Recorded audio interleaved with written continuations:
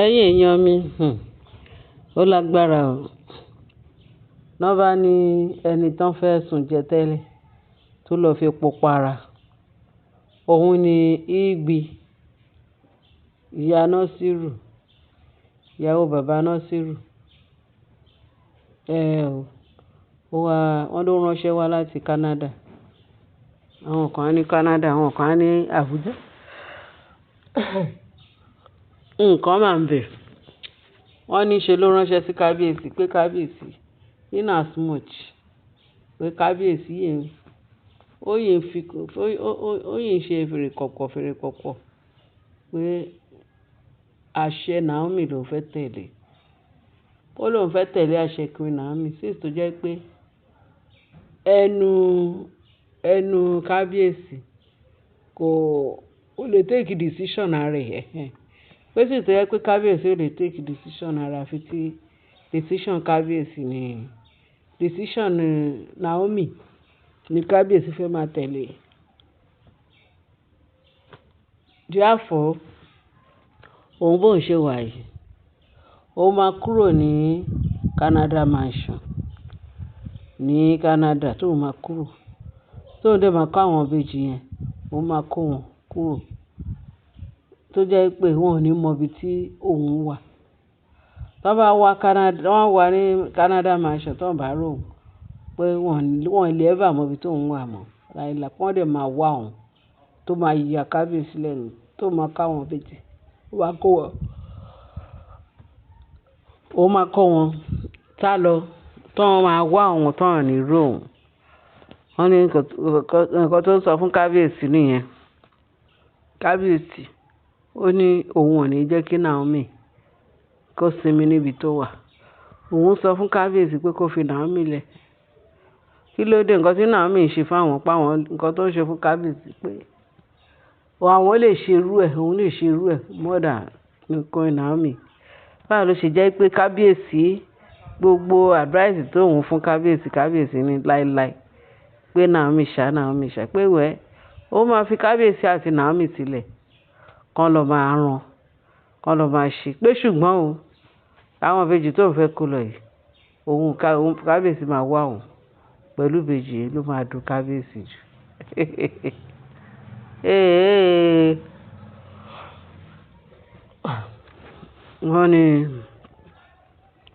Wọ́n ní ẹni tó ń fẹ́ sùn jẹ tó lọ́ọ́ fi epo para.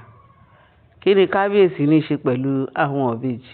Ṣé ìbejì ní òrírí ni? Ṣebí wọ́n ti announce despite pé wọ́n ní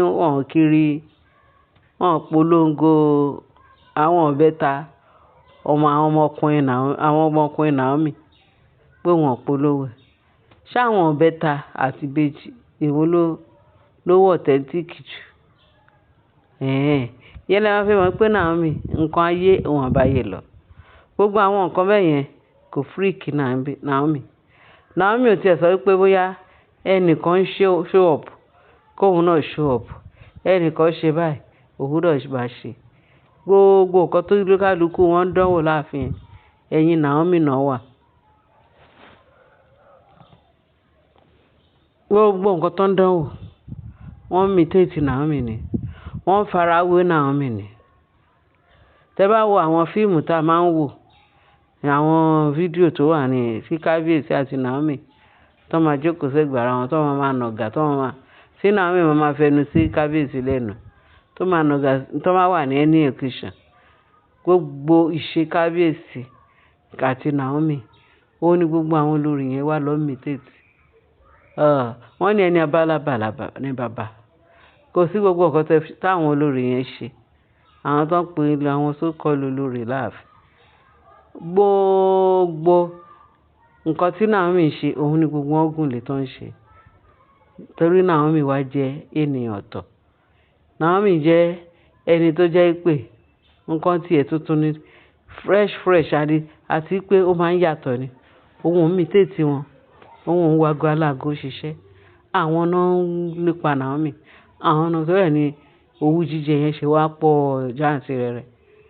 Èkíní, èkejì, ìkẹta, ìkẹrin, ìkarùn-ún, ẹ̀kẹfà. Tẹ́ bá rí gbogbo fíìmù Naomi tóun àti kábíyèsí máa ń ṣe. Ẹ mọ̀ pé genuine love ó ń fara hàn, ó ń jẹ jáde nínú àwọn ìṣe Naomi pẹ̀lú kábíyèsí. Láì sọ̀rọ̀, láì ṣe anything, ní Lukila àti Adem, ẹ mọ̀ pé tí Naomi jẹ́ ní ojú gbogbo tí wọ́n lọ. Àwọn náà máa fẹ́nu gbé kábíyèsí lẹ́nu, àwọn náà fẹ́ máa sọ̀rọ̀, àwọn máa ṣe gbá, àwọn máa ṣàwo. Ẹ̀yin Naomi ni gbogbo yín ń wọ́ bọ̀. Ní ìyá àgbèrè ló bá ń fi ìbejì tírẹ́tì kábíyèsí. Òun máa káwọn ìbejì yẹn lọ. Ó máa kúrò mansion yẹn ní Canada. Òun dẹ̀ máa rìn lọ. Tó jẹ́ pé wọ́n máa wá òun wọ̀n ní mọ ibi tó ń káwọn ìbejì sí wọn ibi tó ń wà. Sí tó jẹ́ pé kábíyèsí kò tiẹ̀ rí nǹkan mìíràn àfi Naomi. Àfikún Naomi ṣáá ni. Àfikún Naomi ṣáá. Kí ló dé tí kábíyèsí ò fi Naomi lọ́rùn sílẹ̀? Á jẹ́ pé òun ò ní finance. The next thing lòun dẹ̀ máa kúrò láàfin. Òun máa wá bí kan gbà kí kábíyèsí kóun fi Naomi àti kábíyèsí lẹ̀ kán lọ máa dára ní ààfin. Lórí àwọn ṣe sọ pé ẹni tí wọ́n fẹ́ sùn jẹ tó lọ kò para. Ṣé kábíyèsí kò rí ẹni tóun máa fi ọkàn tán, tóun máa fi ọkàn ìbàdàn kò rí? Àwa jẹ́ pé Mariam, torí Mariam ti jẹ́ ipò olówó ayé, ó fowó threaten kábíyèsí pé gbogbo owó tóun ti ná ní ààfin kábíyèsí láti ìgbà tóun ti dé tó ti dé sí ààfin yẹn, òun máa gbà, òun máa ṣe gẹ́gẹ́ bá ṣe gbọ́. Kábíyèsí ti san owó yẹn padà. Ó ní kó máa lọ wọ́n lọ òun. So threatening pé òun fẹ́ tún káwọn ìbejì lọ, òun ló tún threatening kábíyèsí. Torí ẹ̀ bó ṣe sọ pé ẹni tó fẹ́ sùn jẹ tó lọ fi kú para. Ṣé ó fi pé kábíyèsí jí sòrò? Kí òun dán wò, káwọn ti ẹ̀dán pé àwọn òṣèwọ́n pé káwọn fi kábíyèsí lẹ̀ pé wọ́n fẹ́ ṣe bíi ti Naomi. Naomi nìkan ló lè ṣe yẹn tí ó lè mú jẹ torí kábíyèsí máa wà ní. Ìyẹn lè máa fi mọ ìfẹ́ òtítọ́. Ẹ máa rí pé ìfẹ́ òdodo ni kábíyèsí ní fún Naomi. Lè wá fẹ́ fi ikú wo ọ̀run. Naomi gangan ni authentic tí kábíyèsí yàn.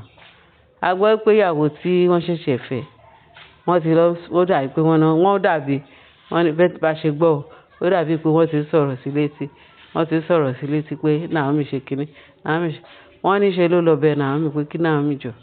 Pé òun tí ríru ti Naomi, wọ́n ròyìn Naomi pé ìwé tó fi sọ̀rọ̀ Naomi wọ́n rò pé bóyá èèyàn tí ò ṣe kíní ni. Pé ṣùgbọ́n òun sùn, òun wá lálàá pé tí ò bá ti fi Naomi ṣe ní ààfin yẹn, á jẹ́ pé ìgbésí ayé ò ní nítumọ̀.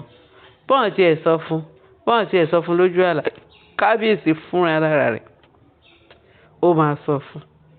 Yálé òun lélẹ́yìí o. Kábíyèsí máa sọ gbogbo bó ṣe ń lọ fún. Tó bá ti súnmọ́ Naomi, kí Naomi fẹ́ ẹ mọ́ra, you are gonna. Ìgbé ayé ò ní nítumọ̀ láàfin. Àfi Naomi o. Kábíyèsí á ti sọ gbogbo ẹ̀ bí tọ̀hún yẹn, Dr. Lizzy bó ṣe ṣe bálabàla tí wọ́n fi bá yí ẹ̀jẹ̀ ni. Níbo ló ti fẹ́ rí i? Pẹ̀lú Naomi lénìí, wọ́n á fọ̀la jí, wọ́n á fọ̀la sùn, wọ́n á fọ̀la jí, wọ́n á fọ̀la sùn. Òun ni ọ̀rọ̀ wọn pẹ̀lú Naomi. Torí Naomi ò gbéṣẹ́ rán wọn. Naomi wà lórí léènì ẹ̀jẹ̀ jẹ́jẹ́. Ẹni ẹlẹ́ni tó jẹ́ pé ó wà ní ìdúró tiẹ̀. Ibi tó jókòó sí, ibẹ̀ ni ire Naomi wà ń bà. Gbogbo pálapàla tó ń sá kiri. Ríran ó dìgbà náà nù. Wọ́n ní gẹ̀yẹn lọ bá Naomi ní Àkúrẹ́ kó lọ bẹ̀. Pé wọ́n ní kó jọ ọ́. Pé nǹkan tó ń gbọ́ nípa Naomi. Naomi ní kò sí problem. Ó ní kí Naomi gbàdúrà fún un. Àlejò lè bá ṣe gbọ́. Pé kí Naomi gbàdúrà fún un, kí Naomi ṣe. Ṣé ìyẹn lè máa sọ pé Naomi ò mọ̀ ń pa ìyàwó tí kábíyèsí gbé? Kábíyèsí, òun àti Naomi. Ẹ máa wádìí wọn, ẹ lè rí wọn. Ẹ̀yin èèyàn mi nǹkan tá gbọ́ nìyẹn. Pé kábíyèsí o. Pé kí ló ń jẹ́? Igbi ìyàwó Ìgbìrà òun fẹ́ káwọn ọmọ yẹn kúrò ní Canada mansion, wọ́n máa wá ibì kan lọ torí Naomi kábíyèsí ní òun ò ní fi Naomi lọ́rùn lẹ̀, òun àti Naomi ò ní wá máa ṣe kínní torí òun ti gbọ́ tó ti sọ fún kábíyèsí kó fi Naomi lẹ̀ pé òun tún gbọ́ pé kábíyèsí ló ń bẹ Naomi tó tún lọ ń bẹ Naomi pé òun ti bínú tán òun fẹ́ káwọn ọmọ yẹn kúrò ní Canada mansion, òun máa rìn lọ wọ́n máa wá wọn ò ní rò kọ́ńtírà yẹ wọ́n fẹ́ fi kú oòrùn. Ẹ̀yin èèyàn wa nǹkan tí mo ní kí n bá yín sọ nìyẹn. Bí bá ṣe gbọ́ báyìí mo ní jẹ́ kí n fi lè tó àwọn èèyàn mi létí pé ẹ̀rí èèyàn náà tù sùn wọ́n ní wọn ò fẹ́ wọn nílùú wọn ń dárin tó bá dárin náà tán tàbí ó gbé kó tiẹ̀ tíra yẹ bóyá kábíyèsí á wà lọ. Ẹ rí i pé àwọn òpònú tiẹ̀ pọ̀ láyé yìí wọ́n á máa sọ̀rọ̀ bíi pé kábíyèsí tó ń bá wúyẹ̀ pé àròbó ni. Ẹ ṣé ẹ̀yin èèyàn ẹ bá mi share, ẹ bá mi like, ẹ bá mi subscribe kẹ́ẹ̀dẹ̀ bí fámìlì tó kù sí ní comment section. Ọlọ́run adájú Jésù Olúwa wa. Àmín.